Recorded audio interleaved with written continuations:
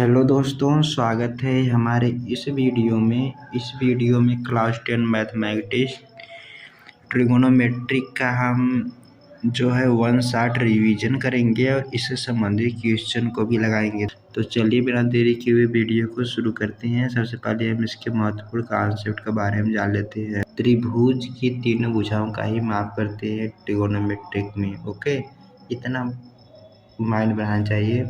और जो हमारा ट्रिगोनोमेट्रिक है जिसमें हम sine theta, cos theta, tan theta, cosec theta, sec theta, cos theta, यह एक ऐसे समकोण त्रिभुज में ही डिफाइन होते हैं। ओके, जैसे यहाँ पर बताया गया है। तो यहाँ पर आप देख रहे हैं हमारे पास एक त्रिभुज ABC है जिसमें कोण A जो है थीटा है। तो यहाँ पर याद रखना है कि जो sine theta, cos theta, tan theta, cosec theta, sec theta, कोण थीटा, ये सभी एक समकोण त्रिभुज में भुजाओं के अनुपात होते हैं। जैसे मान लेते हैं हमें एक कोण दिया है थीटा, तो थीटा जो सामने ही जस्ट भुजा रहेगी। ओके, याद रखना है, जस्ट सामने की भुजा जो रहेगी वो लंब होता है।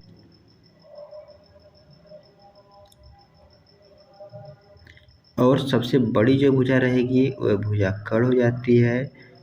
ओके, और बची हुई भुजा हमारे पास हमारा आधार हो जाता है। इस प्रकार से हम एक त्रिभुज में लंब कर्ण और आधार का पहचान करते हैं। ओके, तो अब इसके बाद हम यहाँ पर देख लेते हैं कि साइन थीटा बराबर क्या होगा। तो दो भुजाओं का अनुपात होगा। यह लंब और कर्ण का अनुपात होता है, इसलिए लंब बटे कर्ण। तो लंब का मान है BC बटे AC। इसी प्रकार से कॉस थीटा बराबर होता है आधार बटे कर्ण। टैन थीटा बराबर होता है लंब बटे आधार। तो आप यहाँ पर एक ट्रिक बताया गया है, इसके माध्यम से जान सकते हैं। याद रखना है लाल बटे कक्का, जो ये पहला वाला भाग है ये साइन थीटा को रिप्रेजेंट करेगा। L से लंब, K से कर्ण, लंब बटे कर्ण हो जाएगा। इसी प्रकार से बीच वाला कॉस को डिनोट करेगा, तो A से हो जाएगा आधार, K से कर्ण, कॉस थीटा बराबर क्या हो जाएगा आधार बटे कर्ण। और तीसरा जो है L बटे मतलब कि लंब बटे आधार, ये टैन का हो जाएगा। ओके, तो लंब बटे आधार टैन थीटा होता है। अब इसके बाद बचा हमारे पास कोसेक थीटा, सेक थीटा, कोण थीटा। तो याद रखना ये साइन थीटा को उल्टा होता है कोस थीटा, कोस थीटा जो होता है सेक थीटा को उल्टा होता है, और टैन थीटा कोण थीटा का उल्टा होता है। ओके, तो यहाँ पर देख रहे हैं लंब बटे कर्ण है, तो यहाँ पर कर्ण बटे लंब होगा, यानी कि इसका व्युत्क्रम हो गया। इसलिए हम लिखते हैं कोस थीटा बराबर होता है 1 साइन थीटा। देखिए यहाँ पर एक दूसरे के उल्टे हैं, BC बटे AC था, तो यहाँ पर AC बटे BC हो गया है। इसी प्रकार से थीटा बराबर कर्ण बटे आधार हो जाएगा। ओके, कोण थीटा बराबर हो जाएगा आधार बटे लंब। तो आइए बढ़ते हैं अपने अगले कॉन्सेप्ट पर। तो हमारा अगला कॉन्सेप्ट है कि साइन थीटा बराबर होता है 1 कोसेक थीटा, जो कि मैंने ऊपर यहाँ पर बता ही दिया है कि कोसेक थीटा बराबर है 1 साइन थीटा। तो साइन थीटा को उल्टा कोसेक हो जाएगा, यानी कि कोसेक थीटा बराबर 1 साइन थीटा हो जाएगा। सिंपल सी बात है। इसी प्रकार से कॉस थीटा बराबर होता है 1 सेक थीटा। टैन थीटा बराबर होता है 1 कोण थीटा, और टैन थीटा को याद रखना है हम साइन थीटा बटे में कोस थीटा भी लिखते हैं। ओके, तो यहाँ पर साइन थीटा बटे कोस थीटा हो जाएगा, और कोण थीटा बराबर हो जाएगा 1 टैन थीटा, बराबर में कोस थीटा बटे में साइन थीटा होता है। ओके, कॉस थीटा बटे में साइन थीटा, क्योंकि हम जानते हैं टैन थीटा बराबर 1 कॉट थीटा, इसी को उल्टा हो जाता है। तो यहाँ पर इसी का हम उल्टा कर देंगे, ठीक, उल्टा। ठीक है, अब हम जान लेते हैं विशिष्ट कोण की कुछ त्रिकोणमितीय अनुपात। अगर ये सारणी आपको नहीं पता रहेगी तो आगे आने वाले क्वेश्चन को आप लगा नहीं सकते हैं। ओके, इसलिए इस सारणी को याद रखना उतना ही ज़रूरी है जितना कि क्वेश्चन में जितना कि एग्जाम में आपको नंबर से पास होना है। ओके, तो इधर देखिए, इधर कोड दिया गया है, इधर त्रिकोणमितीय अनुपात दिए गए हैं। कोड जो है अंश में है, ना कि रेडियन में है। तो एक बात तो ध्यान देना है, हालांकि ये तो कक्षा 11 में आ जाएगा। थीटा को रेडियन में पाई बाई 6 बोलते हैं और 45 अंश को पाई बाई 4 बोलते हैं और 30 अंश को पाई बाई 3 बोलते हैं और 90 अंश को पाई बाई 4। पाई बटे 180 से गुणा कर देते हैं तो हमें ये मान रेडियन में जाता है। ओके, हालांकि ये तो कक्षा 11 में है तो इसकी कोई बात ही नहीं करनी है, तो मैंने कुछ एक्स्ट्रा मिटा दिए जिसको नहीं मिटाना था। इसके लिए देखिए, सबसे पहले 010 याद रखिएगा। ओके, 010 50 बार रटेंगे तो ये याद हो जाएगा। ओके, तो यहाँ अब माइंड लगाना है कि जीरो, जो ऊपर वाला जीरो है ये साइन थीटा, साइन जीरो समान है। फिर 1 जो है कास, ये सिक्वेंस याद रखिएगा कि sine theta cos theta tan theta cos theta sec theta cot theta. अगर ये सिक्वेंस याद रहेगा तो 010 याद रखिएगा तो साइन थीटा 0 हो जाएगा, कास थीटा का 1 हो जाएगा, कास 0 का 1 हो जाएगा, टेन 0 का 0 हो जाएगा। और कोसेक कॉट का मान याद करने के लिए जस्ट इसी का उल्टा कर देना है। 0 को उल्टा क्या हो जाएगा, 0 को उल्टा करने के लिए 1/0 करते हैं तो इसका मान इन्फिनाइट के बराबर हो जाएगा। तो यहाँ पर साधारण भाषा में हम लोग इन्फिनाइट लिख देते हैं, या फिर कहीं कुछ किताबों में लिखा जाता है कि परिभाषित नहीं है। और 1 को उल्टा 1 होगा, क्योंकि 1 को उल्टा 1 करेंगे तो यह हमेशा 1 के बराबर। उल्टा करने का मतलब ये होता है कि ना व्युत्क्रम, तो कोई संख्या 5 है तो उसे 1 ऊपर कर दो और उसे नीचे कर दो, ठीक है, इसे व्युत्क्रम बोल देते हैं। तो यही है। अब इसके बाद 30 अंश का मान याद करने के लिए 1/2 कड़ी में 3/2 1 कड़ी में 3 यह याद रखिएगा, ठीक है। और इसी का उल्टा करने पर हमें नीचे का मान प्राप्त हो जाएगा कोसेक से कॉट का। अब इसके बाद यहाँ पर 45 का मान कितना आसान है, 1/2 1/2 1, ठीक है। तो इसे याद रखिएगा और इसे याद करने के लिए इसका जस्ट हमें उल्टा कर देना है। अब हम 60 अंश का मान याद करने के लिए जो क्या करते हैं, साइन 30 अंश का मान यहाँ पर पुट कर देते हैं का 60 अंश के स्थान पर, और यहाँ पर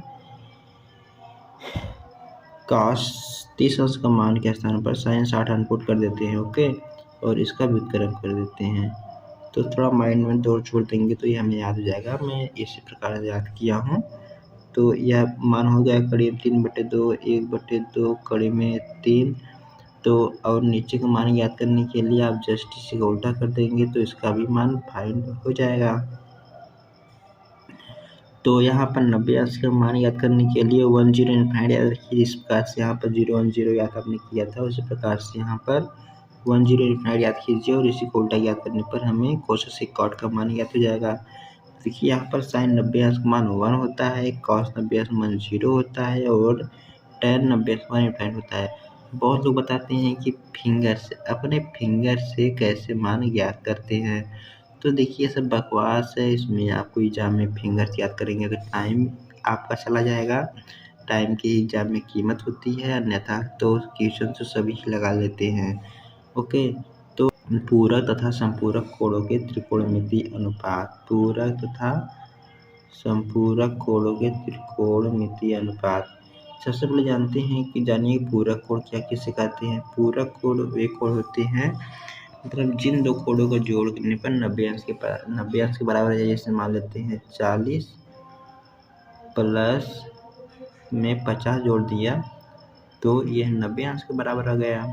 तो 40 और 50 एक दूसरे के पूरक कोण है। संपूरक कोण क्या होते हैं, कंप्लीमेंट्री सप्लीमेंट्री। ओके, इसे कंप्लीमेंट्री एंड सप्लीमेंट्री एंगल भी बोलते हैं। और संपूरक कोण क्या होते हैं, जिन दो कोणों को जोड़ने पर 180 अंश के बराबर हो जाए उसे संपूरक कोण कहते हैं। तो यह याद रखिएगा। अब देखिए यहाँ पर हमें इस सूत्र को याद रखने के लिए एक ट्रिक को बनाया गया है जो कि आपको यह जान लेना बहुत आवश्यक है। यहाँ पर देखिए, इसे याद रखने के लिए एक चतुर्थांश बनाना होगा जिसमें सभी त्रिकोणमितीय अनुपात, आपको पता होगा ना, इसका जो है इंजीनियरिंग क्षेत्र में काफ़ी यूज होता है। जो साइन, यह जो है ना, एक ग्राफ को रिप्रेजेंट करता है और ग्राफ कुछ इस प्रकार का होता है। और यह जो हमें दिखाई दे रहा है, यह जो कर्व है, इस कर्व यहाँ से लेकर यहाँ तक का मान जो है 360 डिग्री के बराबर होता है। ठीक है, यह 180 अंश घूमता है, यहाँ पर भी 180 अंश घूमता है, 360।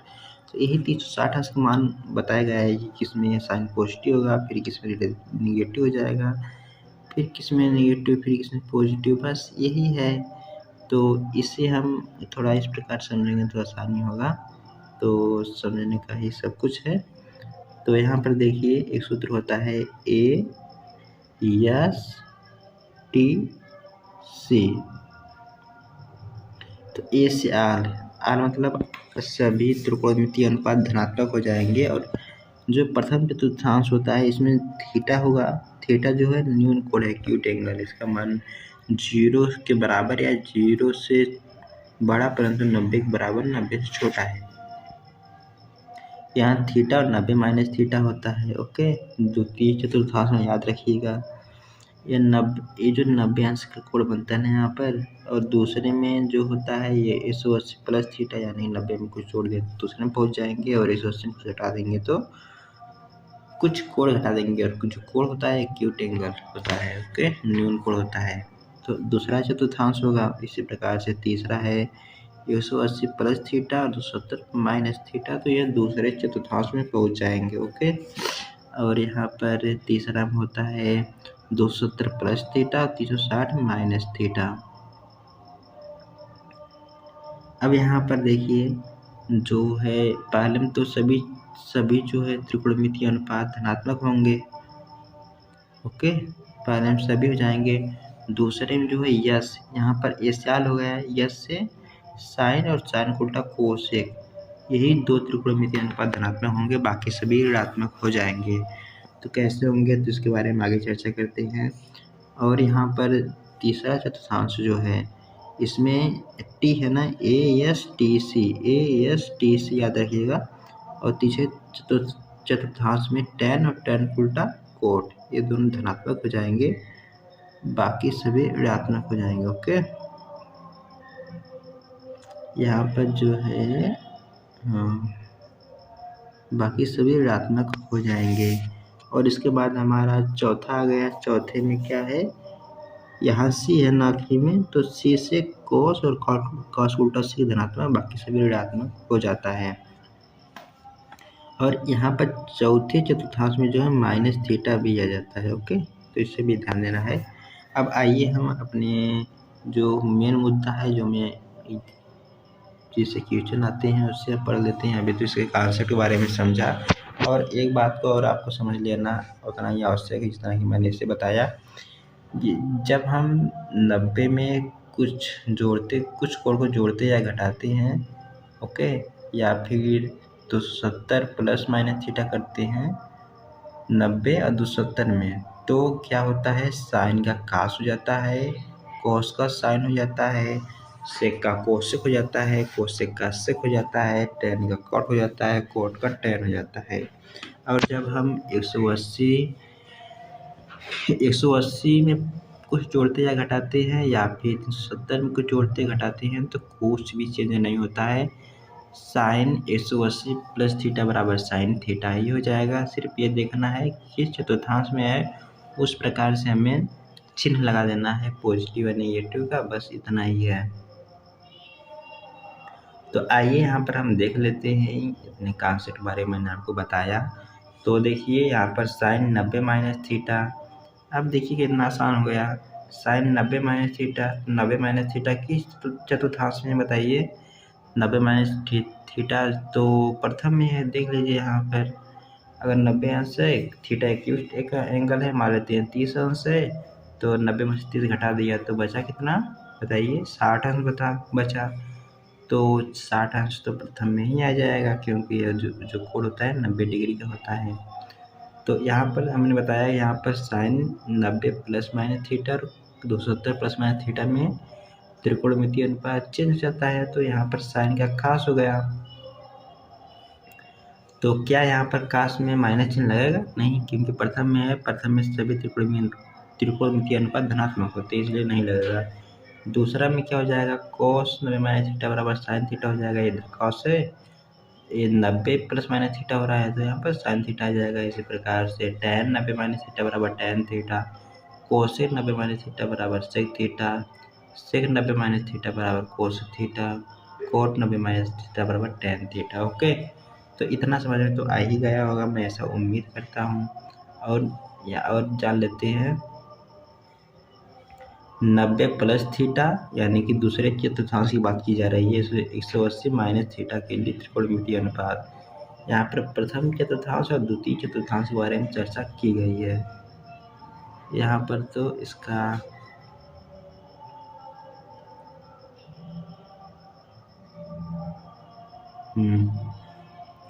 अब देखिए साइन 90 प्लस थीटा जो है द्वितीय चतुर्थांश में आ गया। जब द्वितीय चतुर्थांश में आ गया तो यहाँ पर द्वितीय में हमें पता है कि साइन का उल्टा कोसेक ही धनात्मक होगा, बाकी सभी ऋणात्मक हो जाएंगे।